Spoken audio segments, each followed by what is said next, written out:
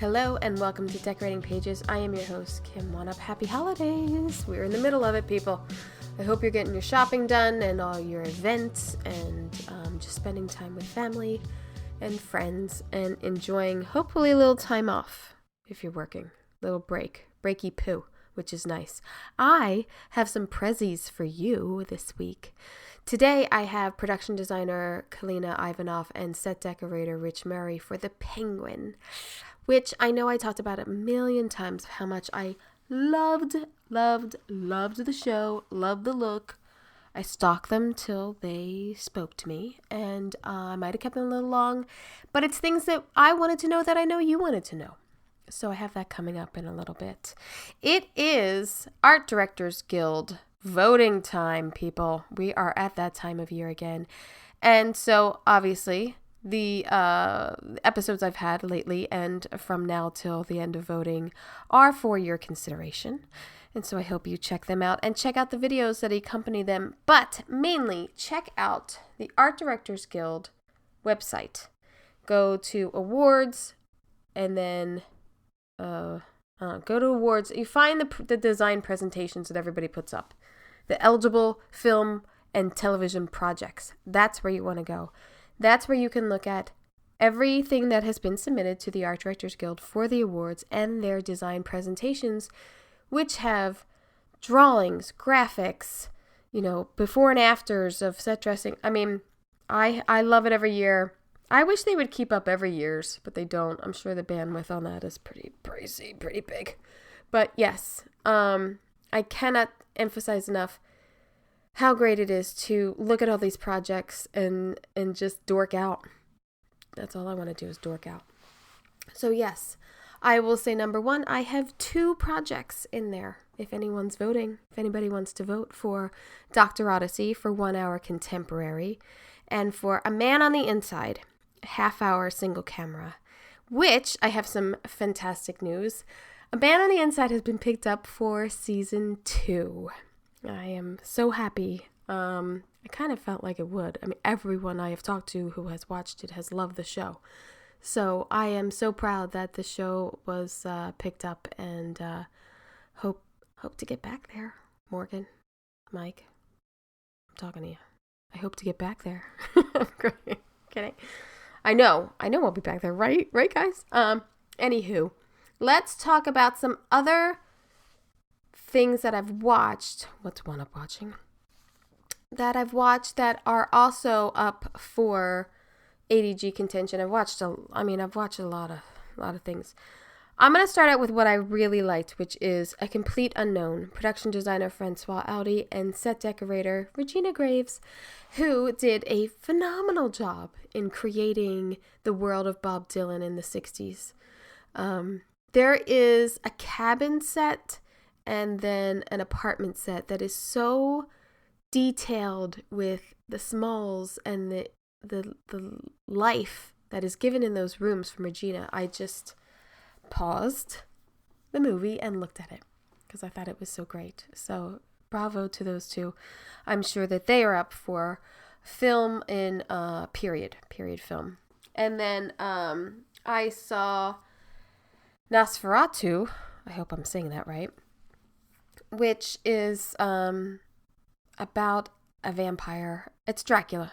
It's Bram Stoker's Dracula, which if you had listened to the film study of 1992, we went back and watched that film and looked at the design, which was great. It was great design. The film does not hold up, and it was one of my faves, so it doesn't hold up. But Nosferatu, production designer Craig Lathrop and set decorator Beatrice Bentranova, fantastic job. This period of like the mid 1800s and all the costumes and the castles and all that they created was really fantastic. To me, I don't think we needed another Nosferatu. I'm just gonna say that. I wasn't really into it. I might have fallen asleep, and it's a scary movie. And a lot of hype for Lily Rose Depp. Is that it? She did a great job, but I don't know. I wasn't into it. And I love scary movies. I just wasn't into it.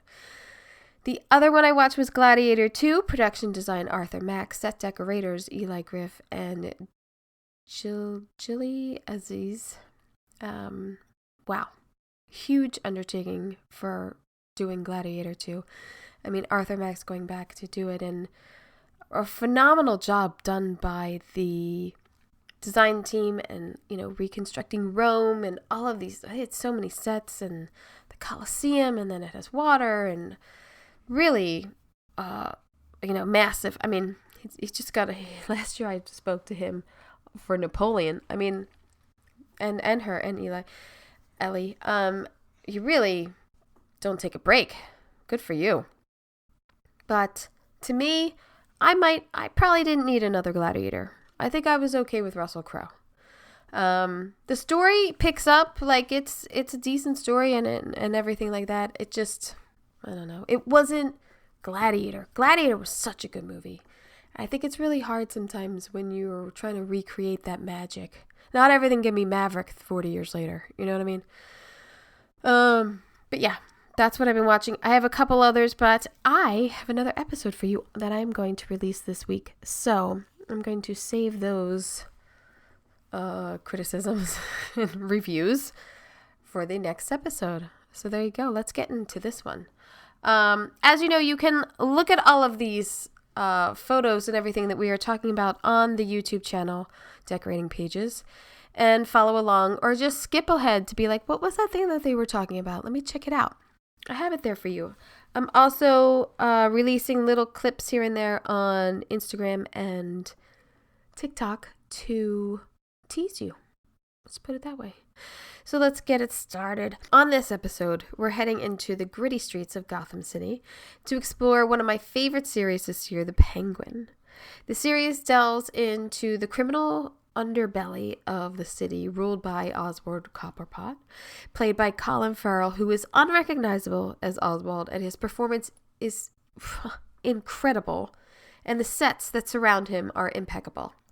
Joining me are production designer Kalina Ivanov and set decorator Rich Mary, who brought Gotham to life with their bold and immersive design choices. They crafted an atmospheric world where every detail tells a story, from crumbling architecture speaking to Gotham's decay after the floods, while opulent interiors reflect the power struggle of some of the most notorious characters. From the dimly lit corners of back alley hideouts to the lavish but ominous halls of Cobblepot's domain, their work shapes the series' visual identity and transports viewers into a world as dynamic and dark as the characters themselves. I can't say enough about the series, and I can't say enough about the production design of this. It's incredible. I just loved it, and I just thought every aspect of this series is cohesive and working together, and there, to me, was not one weak point. And that's hard to do for me, in my opinion. So, I hope you enjoy. Yeah, so what did you think of the ADG presentation? I thought it's fantastic, and I love looking at those. I am such a dork. I look at everything, and I don't get to vote in ADGs. I'm not in the ADG anymore. So Right. I was surprised. I don't know why, but I didn't realize you built the whole Falcone mansion. Like, once I saw your drawings on there and everything, I was like, oh, you already did so much work. I can't believe you did all that too. Like, so Yeah. to me, I just love looking like you have, your material boards in there and your color swatches and everything. So I love looking at all that because I'm so into it. And I think I always promote people to go and look at that site and look at those boards and look at the amount of work that goes into every show because you never know. Yeah. As much work Yeah. as I thought you did even more. So Correct. Well, that's the beauty. I mean, if you couldn't tell that that was a set, that's could beautiful. not, That's amazing could not. because definitely, as a matter of fact, because of budget cuts, we couldn't even make it as big as I wanted it to be. I wanted it bigger. It's huge. Originally, we had to cut a third of it, basically. It was really interesting. I know. I know I wanted a bigger grand room, anyway. I But th- at the end, we made it work at the end of the oh, day. oh my God, yeah. I think too, it's hard to hear, but understandable when you hear like budget cuts and you think like there's some shows, or there used to be some shows where it was like, well, we got to build it, we're gonna do it, goodbye, we're going, we're sailing, we're doing it, and then it gets done. And now it seems there is everything is so much tighter in Yeah. budgets. In the Yeah. last like two years, everything's so much tighter, and I know that creativity wise, we make it work, but it's really hard. I mean, you achieved so much in the show. It's hard to hear that you had like budget constraints too. No, they were serious because we started with one kind of budget per episode, and then once Warner Brothers restructured, we literally got hit with a 25% across the board. Wow. Yeah, scaling down, and that hence why the set had to be cut by a third, like Right. literally and they were sets.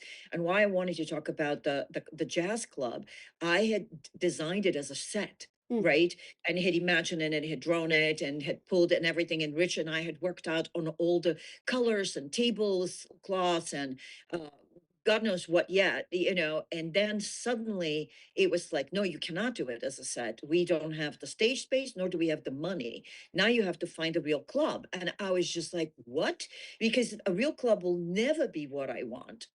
Right. And we got so incredibly lucky by finding this place that had the stage. Hi, Rich. Hi, Rich. Hi. Hi there. Sorry, I was having a hard time connecting, but Oh I was no. listening. Yes. Yeah. Yeah. And it was really interesting because it had the stage and it had a modern bar, right? Hmm. But it had these horrendous murals of Hieronymus Bosch that were completely inappropriate for our show. But what I looked at it, I said, okay, but this actually gives me what I need, gives me the fact that I can literally create the set that I wanted as a stage set. And we brought in what we want and had the booth. That was it. So we didn't have to build booths, we didn't have to do the floor, Oh wow. whatever. But then literally everything that Rich and I had composed for that and had thought of it stayed. And we literally looked like as if it was a stage set, as good as a stage set, basically, even though we were on some wacky location on the seventh floor in Times Square. Oh You my God. I really thought that that was a set because of the before and after of it and the effects that you had to do it. Let me bring up, since we're talking about that, let me just bring up that set so we can look at it while we talk about it. How are you, Rich? I'm doing well, thank you. I was sitting here struggling too with my connectivity. I have problems like that. So anyway, I'm doing very well. Though I'm on the Diplomat and Oh, nice. shoot two and having fun with my White House mix of it all. Well, if you need any White House tips, I'm here for you, Rich. I've done it, We've all done a White House. done it many, many times. Um, um, With US flag code. Yeah. yeah, yeah. Um, Let me ask you guys this. Uh, when you got this project, was it, I mean, I would think it's an immediate yes because it sounds so amazing. Yes. And we all sort of say yes to things, or I'll jump in, yes, I'm in. And then the reality hits you of like, wait, what are we doing? How much do we have? What is our time limits? I mean, was there a lot of like hurdles and constraints in the beginning to get this up and running? Because you had so much. That pilot, that first episode is like unbelievable. It's a movie of its own, Yeah, correct? it really is. Every episode is a movie. And I think that's what we all do now for these bigger shows. Every episode is a movie. It's crazy. Well, for me, obviously I did everything possible to land the job. I had to do a lookbook. I had to meet with Lauren and Dylan and Matt.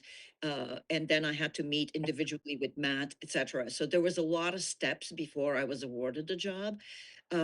So I was definitely very excited and about it, and very, very curious to step into a DC universe since I have never done anything like that. And I'm always looking for something new to do anyway. And then after I landed the job, I got such cold feet because I went, uh-oh, now what? Now I have to live up to the Batman movie, and that was the very first question I asked Matt and Lauren first creative meeting. It was, how much, what are your expectations Right. for the show? Do you want us to, how much of the Batman sets do we need to recreate? Do we need to, do we need to honor, et cetera, et cetera? And what was interesting is that they said, well, we actually really want to do it from Oz's point of view. And we talked about how the Batman looks at Gotham from above and lives in a completely different kind of world, in his own world, and how Oz is on the street and always looks at everything from the bottom up. Yeah. And so that became a very important gesture for the design and something I had actually captured in my lookbook, something that I had pitched about the penguin. And it literally was a meeting of the minds. And I knew right then and there that I was free to interpret Gotham and to show parts of Gotham in new neighborhoods and create our own look. And not only that, but we were shooting in New York and they shot the movie in London. Mm. And James Chindlin did such a brilliant job of designing the movie. Yeah. And he is a friend and of course, and a brilliant designer. And of course, the first thing I did was talk to him Mm.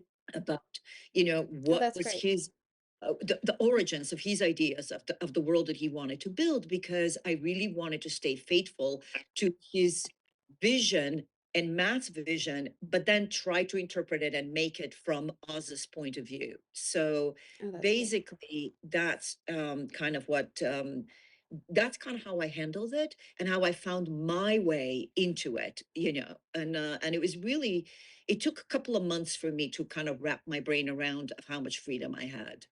And did you have like 6 months prep? Did you have less? Where I don't know.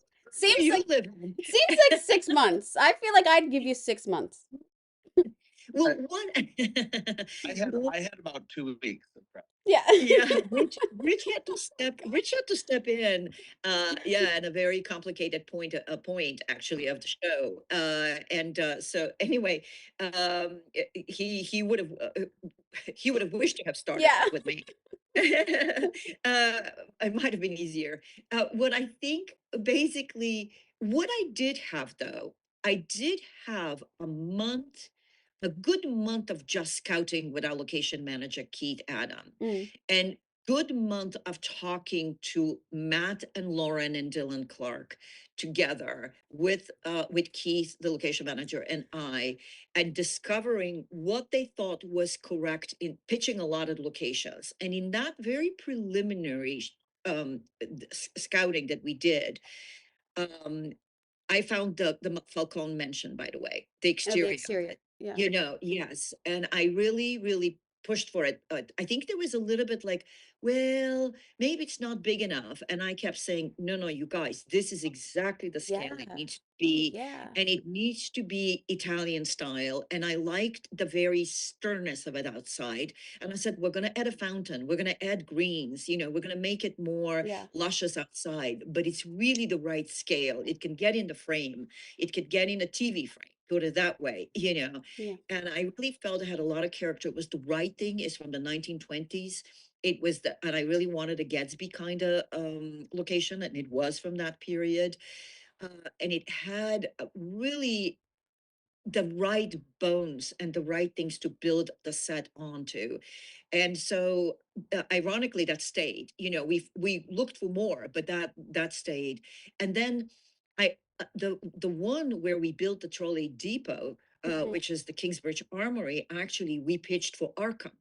And at Mm. that point, we discovered that they were planning on Arkham series and that couldn't really step on anybody else's toes in the Oh. future.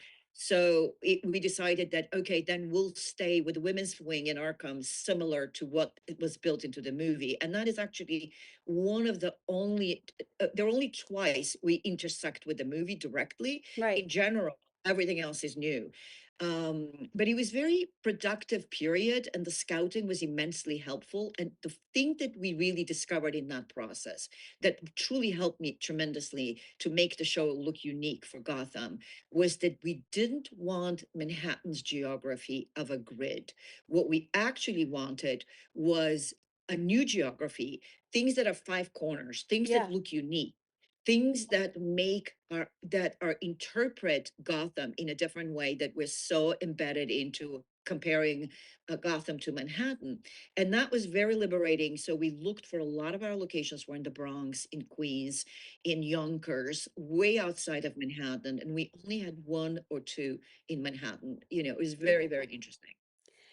I there's a lot of street dressing throughout this show, which and that's a lot and it's a lot of night scenes. I mean, the logistics of at least maybe you had some daylight to dress it in, but when you're tweaking at night, and I mean, I'm sure that's not fun and it's cold. I don't know what time of year you did this, but I'm sure it's cold. I just think of all the work that goes into it and street dressing and planning it out and the neon and you have lights turned over and everything. And this is like the opening shot and it's like you're just giving the audience such a clue into this like urban decay that has gone on here.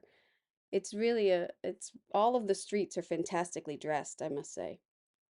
I Well, mean, it took 40 tons of dirt oh my to God. create this particular one, and one of the things that we devised with the help of the set decorating department was we did like wagons of dirt. We Mm. we kind of used a theater to devise to make wagons with objects on them so we can wheel them in and out from Oh the no. frame, in Yeah. a sense, so that we can make them more mobile and easier to move. But obviously, we start 5 or 6 days after the movie ends. So Right. the Riddler's bombs have decimated the city. Right. And the idea was that because the Iceberg Lounge is right next to the seawall, this will be a level 5 flooding. And we studied a lot of Katrina's floods Mm. and very much mimicked a lot of what happened during Katrina and other kind of disasters like that, and the pile of cars, Yeah. etc. But finding this location was one of the biggest challenges because it needed to directly mimic the entrance to the Iceberg Lounge, which, by the way, was a set. They Yeah. built it as a set Yeah. in London. It wasn't even a real place. Oh, And it needed to be, but mercifully, I knew exactly, like, I mean, Keith and I had, like, this was the only thing we pitched. We said, this is it. You guys, the columns are very, very right. similar. We can build the front, we could build the platform, we can build the entrance, but this really grounds us. And so this one ended up being kind of challenging, but kind of very easy at the same time because it truly was one option in a sense. There really isn't much of that in New York. There's a lot of underpasses, but not that Underpass. scale. Yeah. Yeah, This because really this is gives it the holding up the scale. highway. Yeah, the Yeah, yeah, scale the of this is scale. great.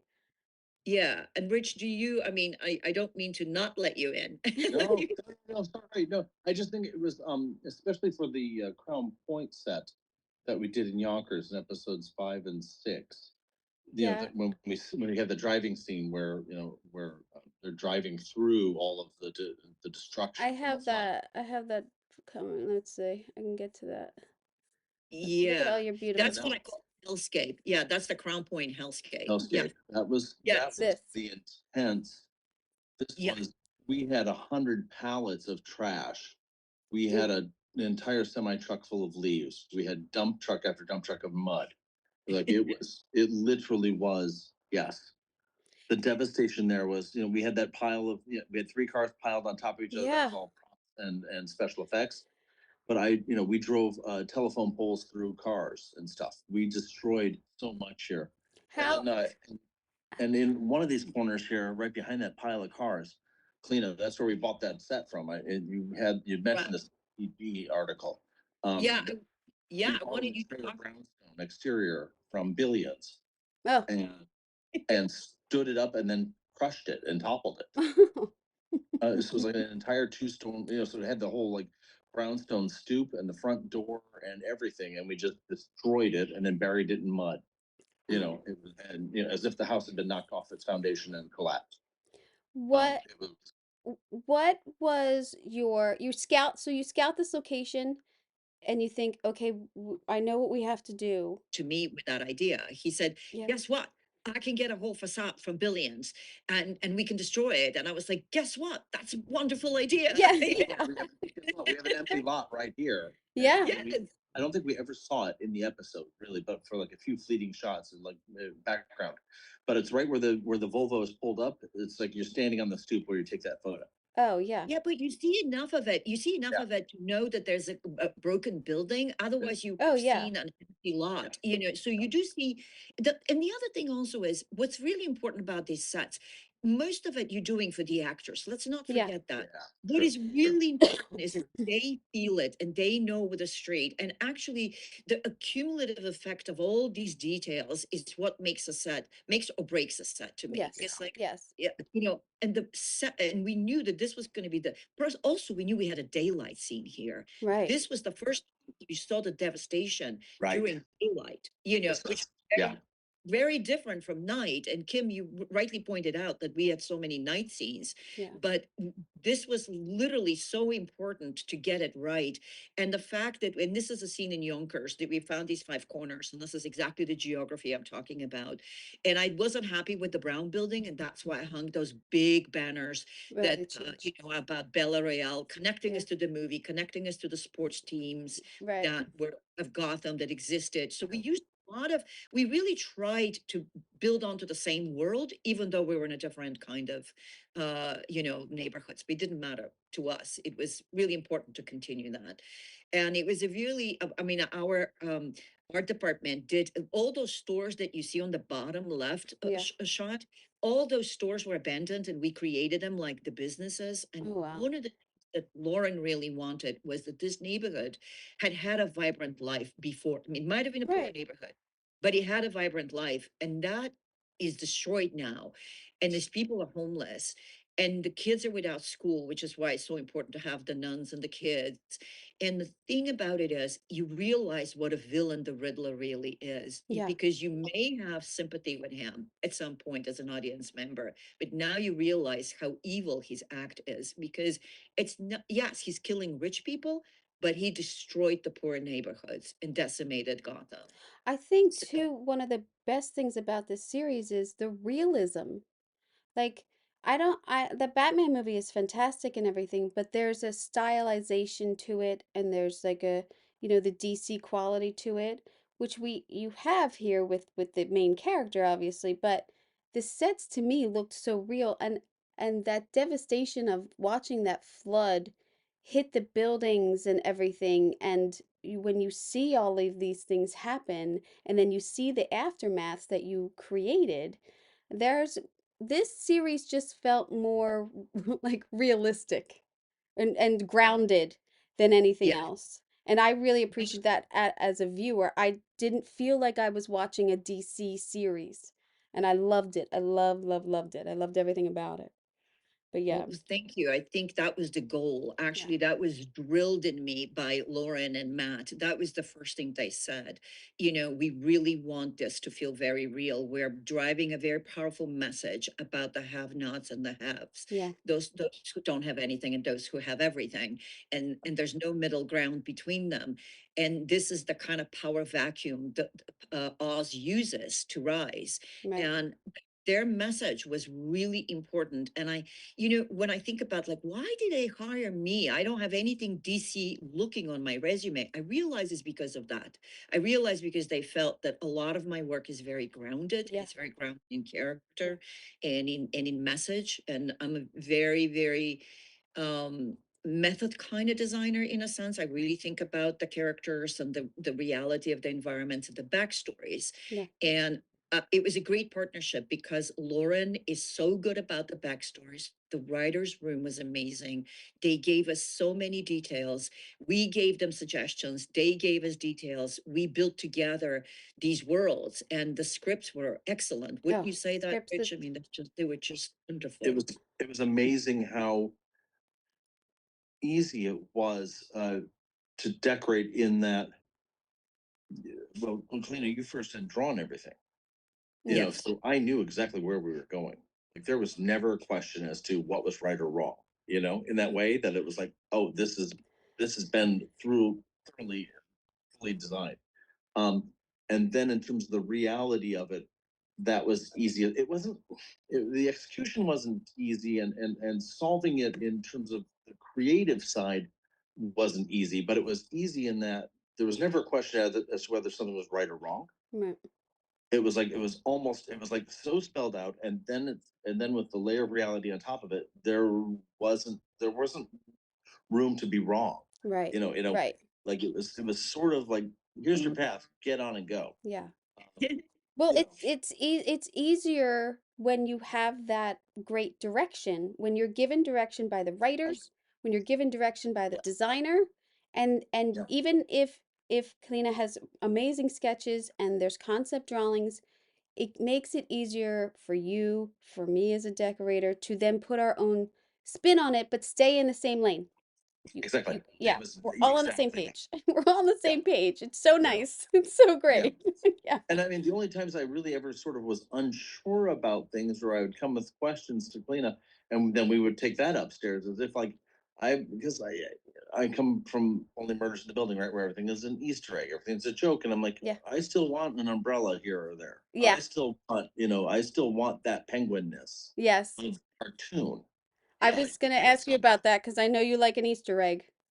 And there are a couple in there, but we did it. I was I did a couple, we had a couple of really bold ones, and I don't think you saw most of them in the final edits. But like, there are a couple that are pretty obvious. Yeah. Umbrellas. That you see. Yeah, a Yeah. couple of obvious umbrellas here and there. And it's just sort of like, remember, we're here. This is where we are still. This is who this kid is, it was, Yeah, it's in Eve's apartment, the one but the funny part about it is like Rich is much, he's, I'm pretty bold as a designer, but I think he's even bolder than me, and I had to rein him in a couple of times. I am always on the nose and too hard, because visually it's like, if you don't, like, so much gets edited out anyway. Yeah, so much. Like, so you never know what you're gonna see, and unless you're pointing it out to the camera, or you're pointing it out to the director or the AD, no one's gonna sort of just Yeah. offhandedly pick up something that you're leaving for them. Yeah. Because they've got Yeah. their blocks. Yeah. They block the shots. They know what they're doing. So it's so yes, I very heavy handed, and then pull back always. I'd rather have it there, put it in, and then take it out. Yeah. I'd rather have to be told, tone it down a bit, versus, hey, this is a cartoon. Yeah. Right? Or we don't have enough. You never want to Yes. hear, can I have more? And you're like, what? Yes. Yeah. So I mean, but so the one umbrella in Eve's apartment, I thought was sort of like perfect for her, Let me because see. this is his safe Go back. space, and it literally is like her bower. It's under, it's over her bed. It's like Oh. exactly where Damn, did I not get Yeah. that? there's a giant umbrella You might have. chandelier hanging over Eve's bed. Oh, I don't think Yeah, I you had see it. And by the way, you do see that one. You do. But it's You see- really.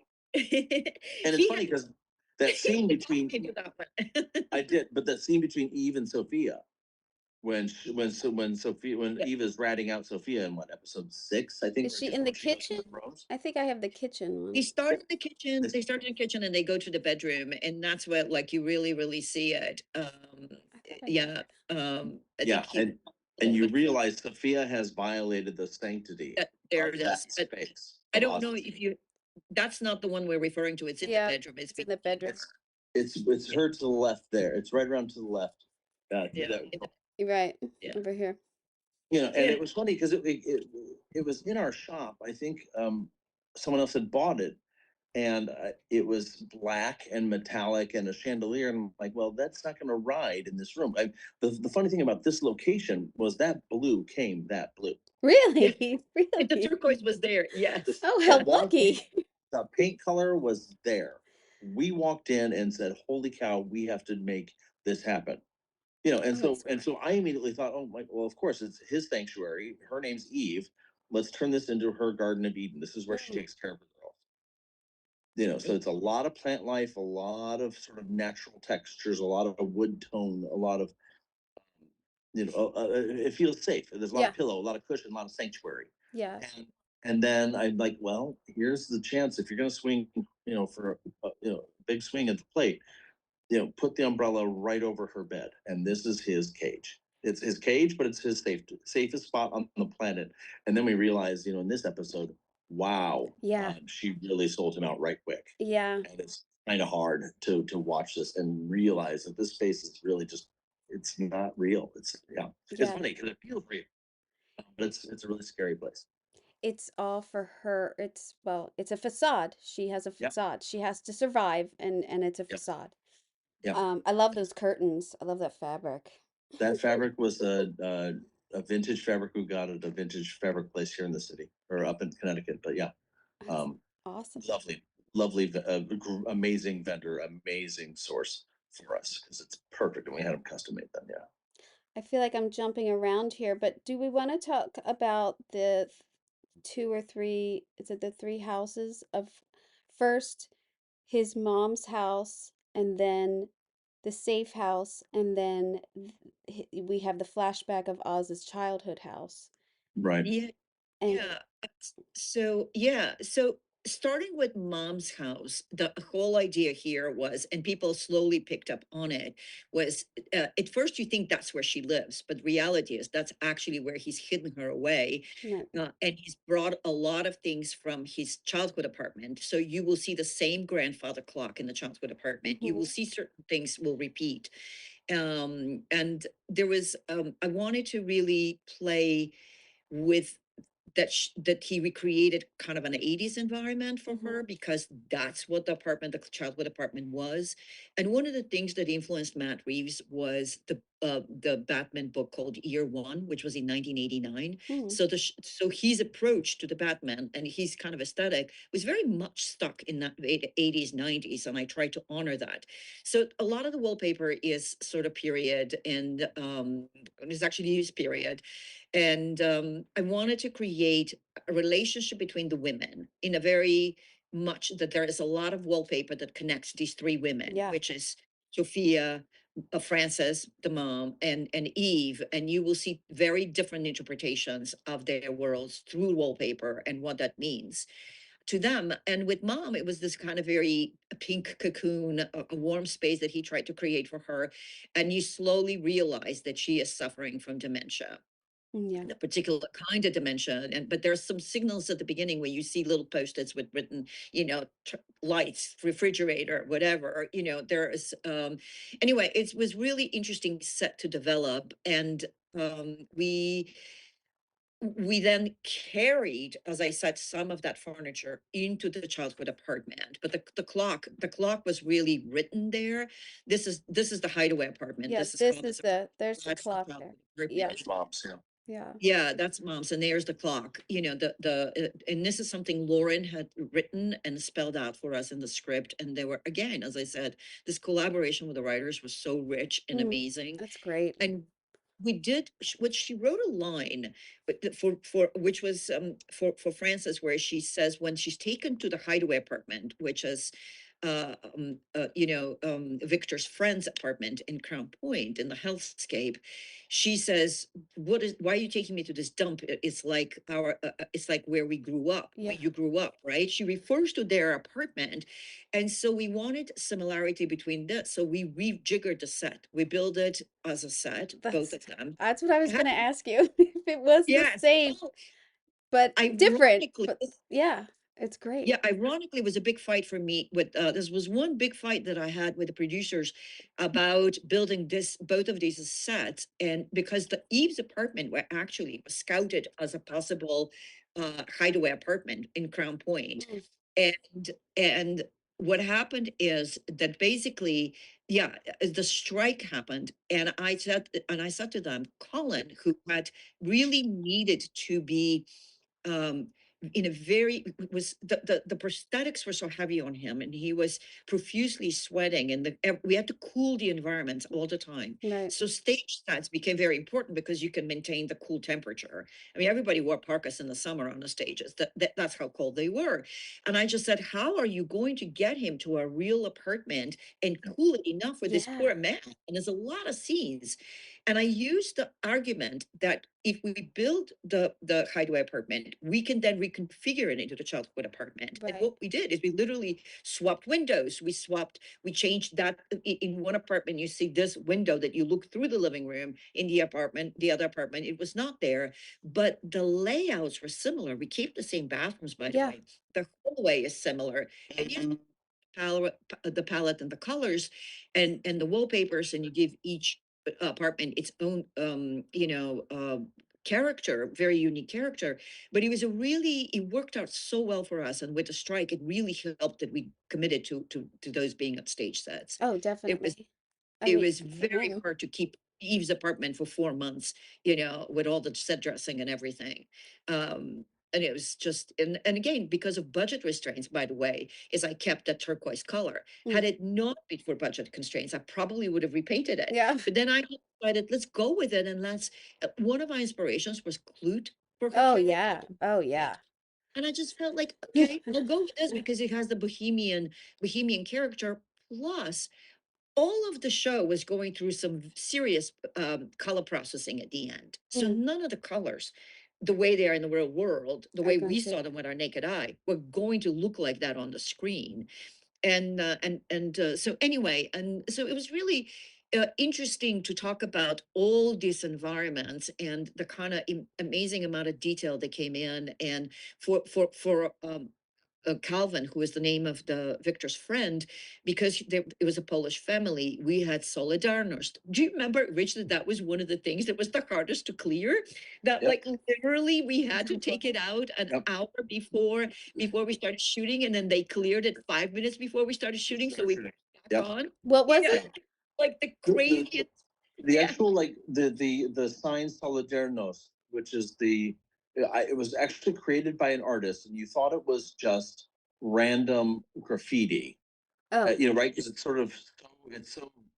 I thought it was random graffiti, and that's why I was like, oh wow, it's surprising that this is actually licensable, and took a while to clear it, and then there was a panic the day of like, holy shit, still isn't cleared. Um, but then it landed. Yeah, clearance it is was a crazy. nightmare. Rich, did you have any specific dressing or anything that had to be catered to Colin with the suit and everything? Was there anything? Really, I mean, the one thing we did have was the chair he was tied to in what, episode 2 or 3, when he was naked in the greenhouse and they were Oh, pistol yeah. whipping him and gonna shoot him. That was a concern, only because they didn't want his waistline to show, because that's, I think, where the seam was in the suit that he was wearing, in the bodysuit Mm, or something. So we had to cover that. But other than that, you're right, Clean. I don't think we had to make any sort of, other than everything was 20 degrees. right. Yes, it was the coldest set you've ever been on. Oh my God.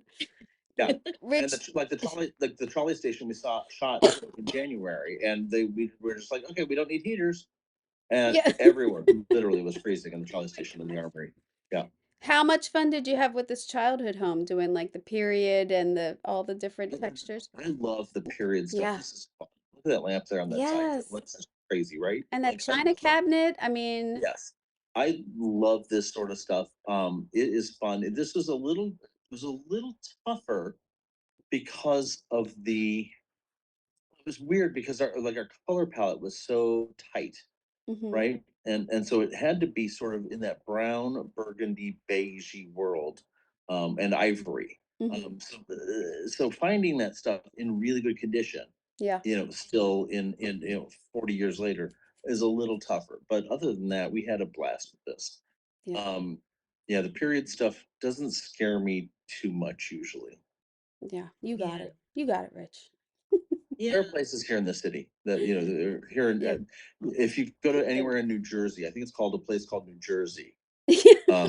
where you can find plenty of vintage You could 1980s have gone to looking. my parents' house and I would be I Everything got a from beautiful set for you hair to shoes to grandfather clocks, you can find it all in New in Jersey. Jersey, there in South Jersey. I Beautiful. know, I know we're jumping around a little. I can't believe this set, by the way, is fantastic. This whole blow up and just gives you flashbacks of like 9/11 or something. It was It was. unbelievable. That Um, was our research. 9/11 Yeah, was that was the closer. inspiration. Yep. Unbelievable. It was triggering. Yeah. It was Yeah. amazing. Yeah. I want to get to Yeah. the trolley though because this is a fantastic set and oops and the build of it. I mean, Yes. what a huge build you had here and it's with a train in there. Yeah, Well, there were 2 train cars, 5 train lines, and this is what, half of what you wanted initially? Oh, yeah. Oh, a third of what I wanted. I designed I designed a 12,000 square set because of all the tunnels. yeah. Because there was a lot of action of the tunnels that eventually got actually cut down. But originally there was so much action of the tunnels and I wanted the real tunnels and I wanted the space. And of course I got the talk like we don't have this kind of money. So we got it, we worked with the writers, and one of the things that I loved about this set is that I could build it in, marry it to an actual location, Mm, and that was the Kingsbridge Armory, which had this beautiful lobby that I originally wanted to use for Arkham. And so I was able to use a lot of the details.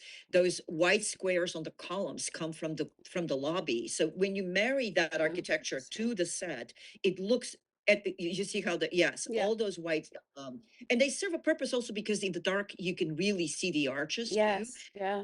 I was very aware that the sets were going to be seen in the dark. So I used every trick I could to highlight the scale so that you don't lose it in the dark. You could still see this, what I called a working man's cathedral. Hmm. And I pitched the idea that this was not a station, but it was actually where they repaired the cars, Mm, So technically speaking, from the lobby, you went somewhere else to get on the trains. But on this side was the repair shop. And it was because it was much more interesting for set dressing. It was much more interesting as a concept as the working men, since our show was about that. And I'm really glad that Lauren embraced it. And that's why I did the vaulted ceilings, is because I really wanted that cathedral. And the set ended up being about 5,000 square feet. And it's so funny. It looks like a tiny little set in the middle of and this gigantic armory. this here, yeah. But it was plenty of space for us. And then we remodeled, we put the tracks. And Rich, I would love you to talk about some of the period set dressing that you found at the museum Mm, and all the cables and everything else. That was Lindsay Stephen, one of the other decorators, one of the assistants. She has a vendor in Connecticut, and he is literally a trolley museum guy, wow. and literally. And we got, the electric wire cable connectors, the I don't know what it is, the connection that sits on top of on the cable cars Oh, that right. connects to the overhead wire power lines. Oh, wow. We got the power lines from him. We got we got the mounts from him. We got everything. And then we 3D printed like all of the rail ties, the couplings that hold the rails to the ties. Oh, We wow. 3D printed all of that stuff. But it's real train rails, real well, sort of fake train ties, railroad ties. But definitely had to get all of the amazing, stuff from this vendor. We built a ton of stuff, but this was the most exciting, right? Everything you see here is a build. We built Yeah, all of that. that is It's amazing. it's colossal. The amount of art brick that was painted and then laid out in herringbone pattern in the complex arches in the vaults in a herringbone. Like we Do had I guys have on that? lifts for No, I weeks. don't. Oh, Yeah. We had guys on lifts for weeks cutting bricks into this. It was colossal and exciting as all hell. and And knowing this is only around for a full episode was just I something. Yeah. did you Yeah, exactly. you knew that this was coming though? I mean, obviously you had like maybe you found out like 2 or 3 episodes in and then you knew it was playing at the end, so you had time to build all this and everything. But when you're building it and then Rich, when how much time did you have to dress it? Like, because there's always like a handover and you're always like, Yep. you know, Yeah. on each other's toes there, but Yeah. how We knew the build. We had guys, dressers, on lifts putting the bricks in as they were building, mm, because we just knew it was going to. And then we got I, for as awful and horrible as the strike was last year, yeah. they let us actually build. They They do. let us finish it. They let you Yeah. finish, yeah. You know, we got the strike actually was a silver lining for us Mhm. because we got to finish all this incredible detail. We were supposed to start shooting it just as the strike started, you Yeah. know, and we were really, really scrambling at the end because this space just ate detail. And it's just there's so much detail that you don't even see, but it really again, it is the overall effect of it when you're there in it. And there's so much pipe in it that Oh my Yeah. gosh, so We had, much pie. we had trucks and trucks and trucks of just pipe and conduit. exactly, and there's It's and crazy. the mushroom bags and all Oh, of that. Oh my god. And the little stores that we built for the lobby, the little stores that were the barber shop and the Yeah. stationery, and the all news of shop. that. Yeah. And the booth itself was a set that we built that where he counts the money, etc. But anyway, there was so many layers. And again, I think for me, I knew we were doing something right when I walked on set and Rich's crew, literally guys that were there temporarily working on it for 2 or 3 days, came and said, "This is a fantastic set." Oh, And when you that's so hear cool. it, not even from your people, but from the guy who came in for 3 days to put cables Yeah. up and Yeah. ceiling, Yeah. you know you're doing something very special. And it was Yeah. Yeah. And it, that's it, the it big makes people want to do better. yes, It makes people want yes, to put their heart into it instead of just like neck down, which Yeah. happens. yeah. Hey, it's your job, whatever. But when people get passionate about it, I Yeah. always think it shows in the work. It shows on the set so And much. and that all came from Kalina's drawings. Mm, I got the Bible day one. and that's it. Here are the sets for the entire run of the show. Wow. Here's what the look is. Let's go. Have fun. Wow. And it was And and it then was she that walked inspiring. away and had a coffee and then, checked in It was periodically. Is that what? Just yeah, don't tell anybody. uh, no, that was but what we was so inspiring. Though. It was Oh, so I bet. amazingly inspiring. Literally to have it all there Yeah. up front when I walked in. Sure, I came in, I think in the middle of episode one, toward the end of or beginning of episode two, but it was like, wow, all of the homework is done. We're not waiting around for paint colors. We're not Oh, waiting God, around that's for awesome. costumes. We're not right. We're not. I'm not waiting. yeah. I know exactly what I need to do, and I know I've got the perfect team who knows how to do the trolley station here, who knows how to do the mansion here, who knows how. Like it was like exquisite the way it was organized.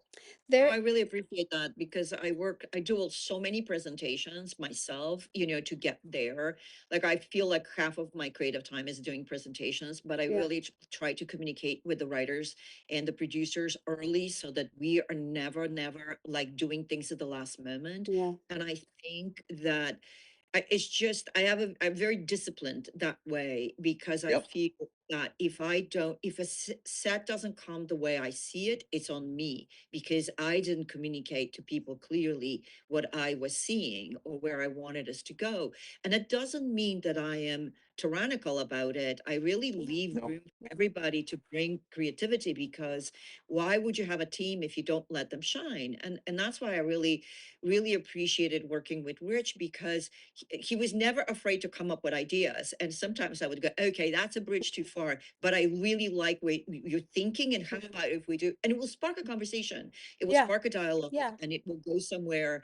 And he had room to deal directly with graphics and come up with ideas. And it was just a really fun art department. I think we all got oh, along that's really awesome. well. And I think that shows too. And I think that it was such an enjoyable process. I loved Rich's team. They worked so hard and everybody was allowed to have a voice and we'll have like meetings, weekly meetings and everybody was allowed to have a voice and ideas. And I think that, and at the end of the day, the last decision is mine. Right. But to have people to come Yeah, and show you different options or so think for you to like embellish what you're thinking yeah, is, yeah. is really what you want Contribute. from your Yeah, team. Yeah. And right now, Kalina, I'm looking at this and I know how much went into the design of this space yeah. in Monroe's. This is a, And a I concept can't drawing, which I thought was amazing. The I concept can't tell. I Yeah, know the concept drawing versus what you shot is right, amazing. Like right. just amazing. But I this can't is tell. how Yeah. thorough I am. I Yeah. mean, I'm really down to like, but also Kim. Before all of this, I do my own black and white You do sketches. sketches, yes. You have Yes, gorgeous sketches in the ADG presentation. I encourage everyone to go and look there. There's one of like a prostitute's ass. That's really good. Yep. it's my Right. favorite. It's down. Right. There you go. Downstage center. It's really Stephen good. kids call that downstage center. Yeah. But I I've know. always been very specific and very precise of I try to be, but again, as I said, this was one of those sets that I wanted to build as a stage set and couldn't believe that I was forced into a location. And God knows I had a lot of arguments I about building really a thought stage this was set. a set. I mean, not that it's not, but to me, I thought, oh, they built this because you have such a wonderful like flashback of like it's thriving to completely, This, yeah, later on, and it's in shambles. And to me, I was just like, oh, that was a build. That was Yeah, the only it's one. all located. And what's crazy is that we did bring almost everything into this location. Yeah. correct. Yes. You All know, of these curtain walls and everything back here, you still put all of that on. we And the put columns. we And put All columns. of it. columns. The columns, the drapes, the paintings, the whole thing is what we got there was a floor. Actually, we also did the floor. We added on the Yeah. floor. But we got Yeah. a real bar, we got a real stage, and we got a real ceiling. And we got those light bulbs on the ceiling. We got the Right, we got the radiating light bulbs, light. but we did our own We own chandelier. chandelier. So let me Yes, ask you yes. this. Did they make you shoot the after first? No, Oh, No, no. This good. was the morning after this, and it was literally. I think we had a day and a half of dress to Oh, turn around. to turn it around? correct. Turn this around. Oh, Right. Right. God. That morning we hauled in that chandelier before they shot it, and Okay. we were moving that chandelier to right before camera. Yeah. What was so funny, Kim, is the reason I was insisting on being in set is because I really wanted the chandelier broken down on the Oh, floor. yeah. And that's Yeah. something the DP and I had talked about, Jonathan Freeman, the DP, wonderful DP. And we had talked about it and we came up with this idea and we really wanted it because didn't want to do flood in this one. We just felt like Right. we can't just only do flood to show what the Riddler's bomb did. I kept saying, yes, but certain buildings that are away from the wall would just shake and things will fall. Yeah. Right. Yeah. And Earthquake. when they fall, the dust goes up and everything. And it's very evocative. And so that was my biggest argument building it as a set. And then once we found this location that I told you it had this dreadful Hieronymus Bosch murals, which, however, was great for me because I said, ta-da, I have to cover it. Right. If I'm covering, I'm making my set. Right. Building the we- set within the location. We've done it many times. It's completely transformed. So why are we even here? We could have just built it and then have more control. Except for the booths, we had all the booths in the The- bank We had the booths. stage. Oh, that is good. Yes. Right. Yeah. Yeah. That helps a lot. But That did help a lot. the club is fantastic. I'm having like flashbacks of this scene where it's his mom and he's tied up in the Yeah. chair. It is This show is so fantastic. Like I never knew where it was going to go. I never knew how deep and psychological this was going to go. It's so great to decorate and design for these characters. I'm so jealous. So jealous. And I think it's almost more psychologically damaging and intense than say The Sopranos. Oh You had yeah. that I mother-son the relationship there, and to see this mother-son relationship devolve to this, Oh yeah. it was hard to read it. I think there was moments in the beginning when you see him at that house and you're like, "Oh, this is like The Sopranos," and it is completely different from at the end from The Yeah. Sopranos. So It's hard reading the script, and I'm sitting there thinking, like, how do we catch this? yes. How do this is the sort of swinging hip place where mom, when she was out dating and Yeah. she was out finding her men's, like, how do you do this? And then how do you turn it into that sort of abandoned ashtray of Yeah. a place that is just this was one of the best locations ever. I mean, it was so wonderful as a set to do. Are those torches the lights here, or are The those built columns. in? You're In the built. columns, we built them. Yeah, the Um, palm leaves columns. Yeah, I wanted this. Really pitched the idea about a jungle, mm, and I wanted to use the Henri Rousseau paintings because the naive painter, because they're so pretty. They have such a great palette, and yet in every painting, there is a predator lurking between the palm leaves, and the vegetation. And I thought this is exactly what the scene is yeah, about. There, Yeah. yeah, there's three predators in the scene, Yeah. and I just felt it was like the really interesting and the Art Deco theme to follow on to the Batman, and the worlds of what was in the movies, but really create something different. Anyway, it was very. I know it came out really, really well at the end of the day, and I really have to thank the producers for letting me spread my wings. yeah. you know, You got and to do so many different periods, like you just said, like the Art Deco and then the period yes, designs of the houses. I mean, Yeah. but it yet you still made it all cohesive. I want to talk a little bit about the dimension. Falcone Mansion because I Yeah, said earlier I could not believe that it was a build. I real and I thought it was a location that maybe you enhanced or something, but what a fantastic set to build. I mean, and it's huge. yeah. It's Yeah, huge. well, this set was in all 8 episodes. Right. So it was literally the main set. And what was very interesting is obviously we copied some of the front entrance and stuff to the architecture in the hallway. Somewhat, we copied it to the existing mansion so that we can do entrances and exits. This, yeah. But then I was free to interpret the whole thing, and they did have a solarium, but I put it in a completely different place and a completely different palette and everything. And I really loved the idea of creating classical Italian architecture, like a Pompeii look for the solarium. Yeah. This is all frescoes from 13th century. The grandeur. Simone Ghioti is the biggest one when you see behind anybody that sits at the head of the table gets this giant mural of This, this knight on a horse, right. and it was symbolic. It meant I am the king, because Italy was all little republics. Every town was a republic. It was its own republic, and I felt Corleone. I mean, excuse me, not Corleone, Carmine. Yeah. But Same. very appropriate lapsus linguae, by the Yes, way, yes, yes. because he is like the Godfather. Yeah. Oh, I was absolutely. thinking of the Godfather when I was designing this, and I felt like Falcone is a town in Sicily, right? And they all take the name of the town, and I thought, yes, so he is the king of that town, and he will have frescoes from that period. And they were the very right before the Renaissance. They were flat on, so it was really I'm going to get a little obtuse here, but for me, that stiffness of the painting Hmm. helps. The rigidity of it Yeah. tells us something about Carmine. He's a very Two-dimensional. rigid man. Yeah. He's Yeah. he is a very rigid man. He's always in very straight suits, etc. So it was really interesting um, to design these. And then with Craig Zobel, the director of the first 3 episodes, we added the balcony and we wanted that second level, and it gave it the height. Once Yeah. the set got a little bit Up here. diminished because of budget reasons, yes, we thought, okay, well, if we cannot go this way, we cannot higher, and that will give it the scope. We can maintain the scope and the perspective and the feel for richness, even if we have less square footage. So, and I think it came out really well. I don't think the audience feels like, oh, I wish this room was 3 times bigger. No.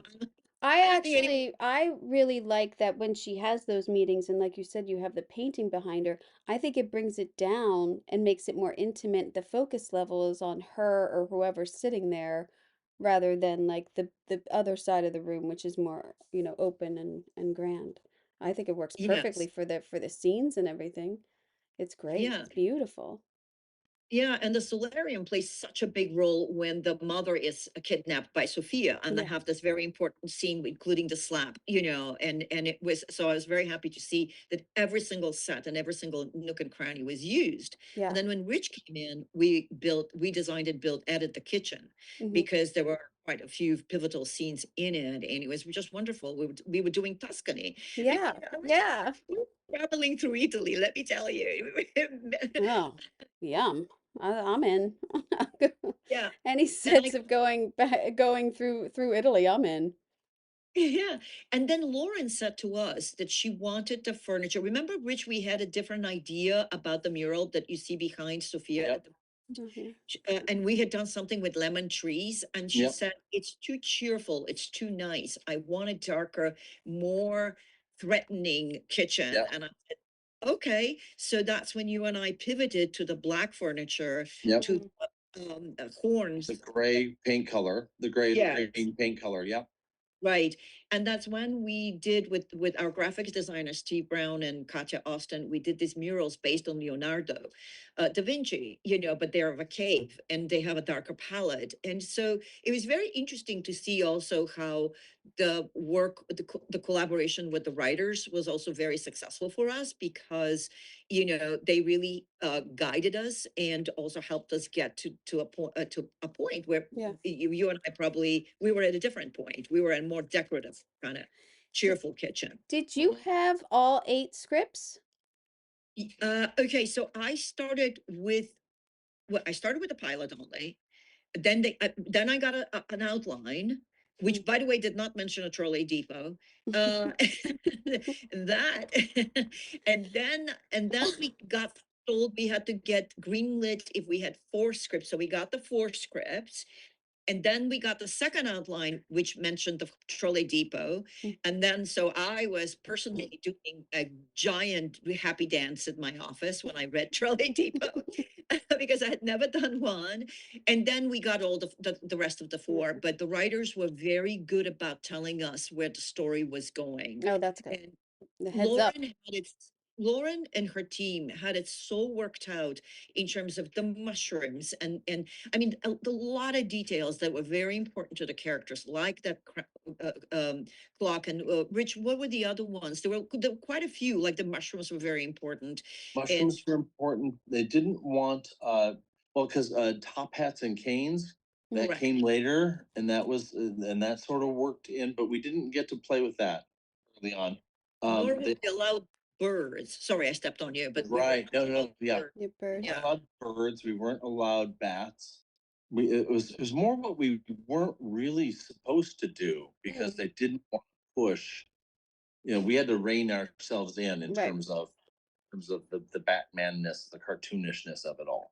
Like it had to be fairly grounded. And I remember like in the Arkham scenes, that sort of stuff was very important. Everything about Arkham was really, really was really tight and tightly focused. Our director for the second block was really intense about that, and it was great because it was like exactly what we needed. It was so cool. We had man, what else do we have to have? Really have to have? Um, yeah, it was the drugs had to be right. It was a lot of props that had to be Props. right. The vehicles had to be right. The drugs had to be right. And everything we did for that had to be right on. So I was working with the prop master a lot about this. It was a great collaboration. We had a great time. I Look at that bedroom. Isn't that just the sexiest bedroom we've seen? It's Come on. I walked into the set and I'm like, I cannot believe this is not happening. Those vault doors as the it's bedroom doors. crazy.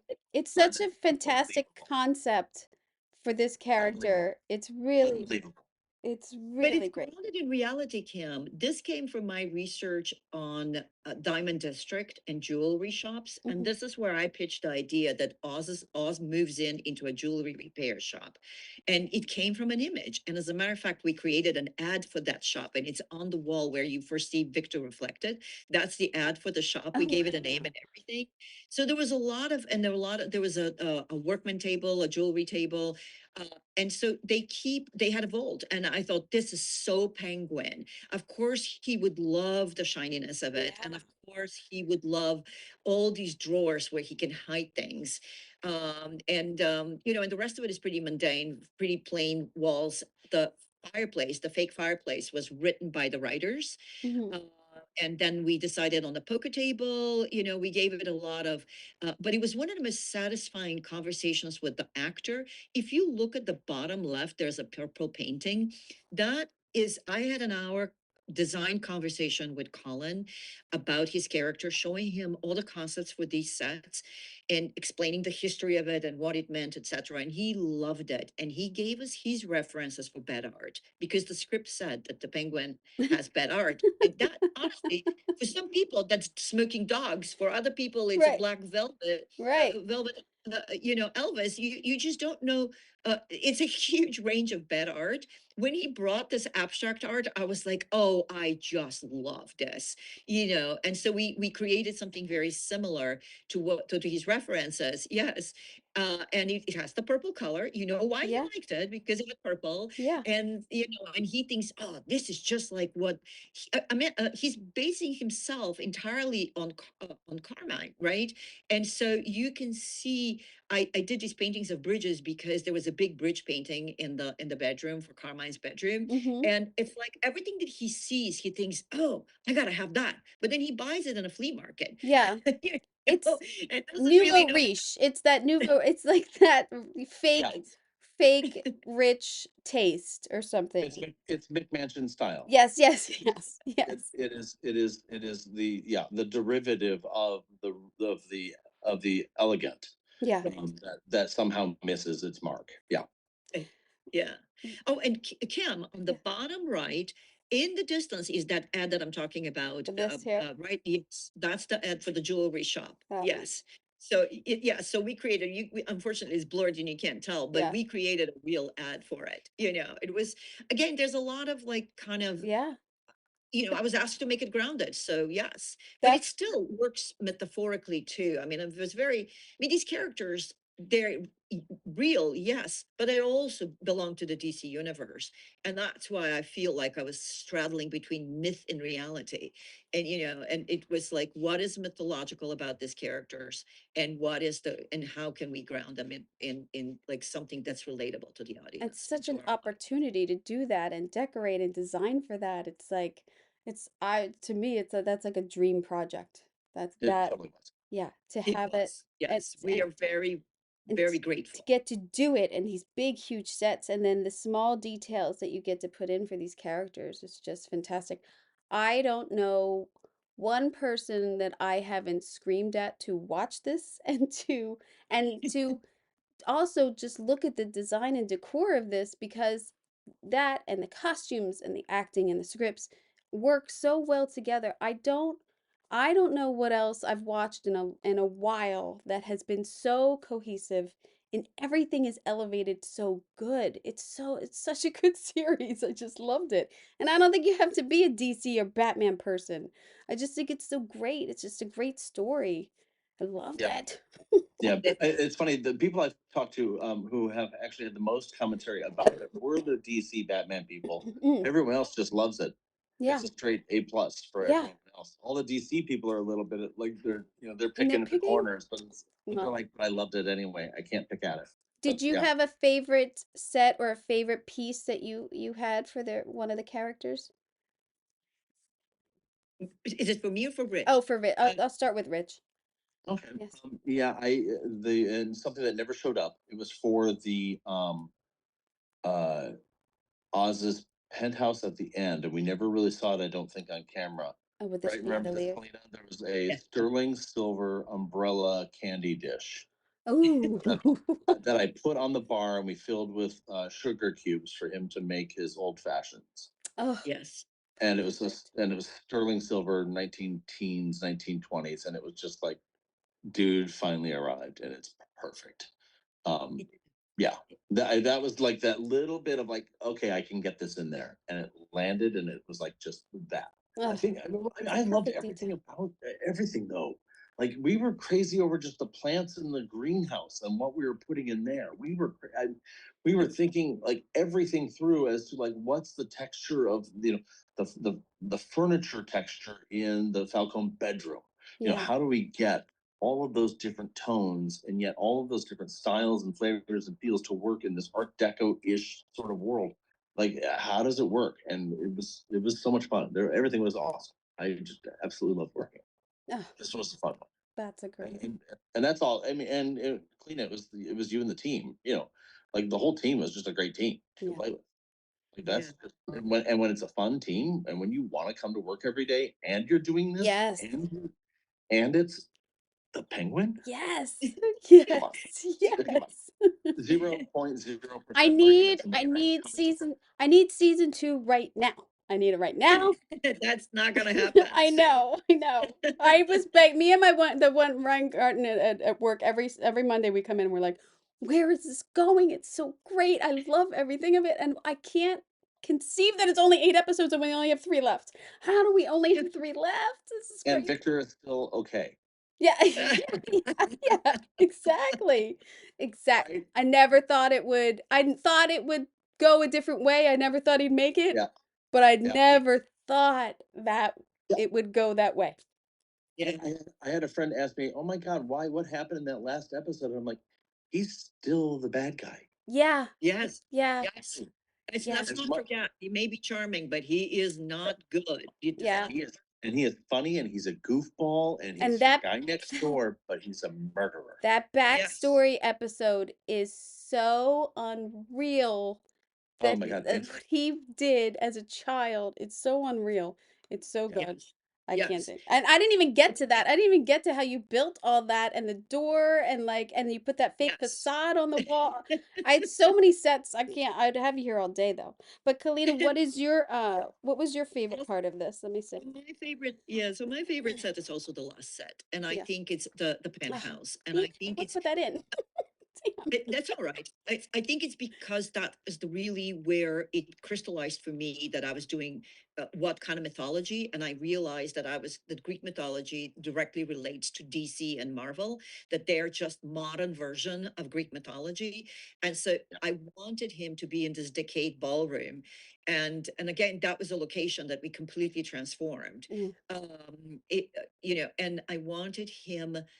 I pitched the idea of the Hounds of Zeus, which is the harpies. And I wanted this giant frescoes of pissed off women, mythological women, angrily staring at the penguin because he's not a good guy. And yet he is succeeding. And I wanted the women around him to be the ones that bear witness to his crimes. I know I can be very kind of esoteric about my thinking, but I think it was really beautiful. Oh, The wow. scale of it really worked, and then we wanted the chandeliers again on the ground because it was it was an abandoned ballroom, so we can put them on a ground level and you can see them. And quite frankly, we couldn't even hang them that high. It was an amazing penthouse, but it was brand new modern. Oh, wow. Transforming a brand new white modern space into this was quite a challenge, and it worked out very well. And I was really happy with what Rich did and his team and my team.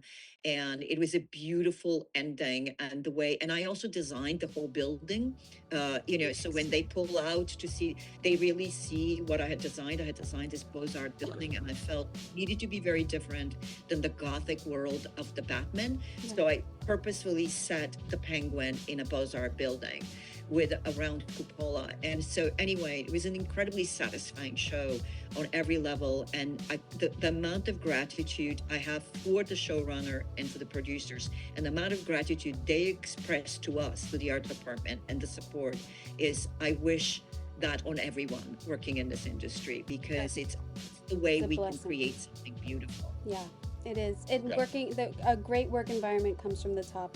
And it just helps everyone, and everyone just puts in, 100%. It's fantastic. Yes. Don't you just love knowing all those behind the scenes secrets? Don't you just love it? Because I do. I really get giddy about all of this. And some of the interviews that I've done in the past couple weeks and upcoming have definitely made me giggly.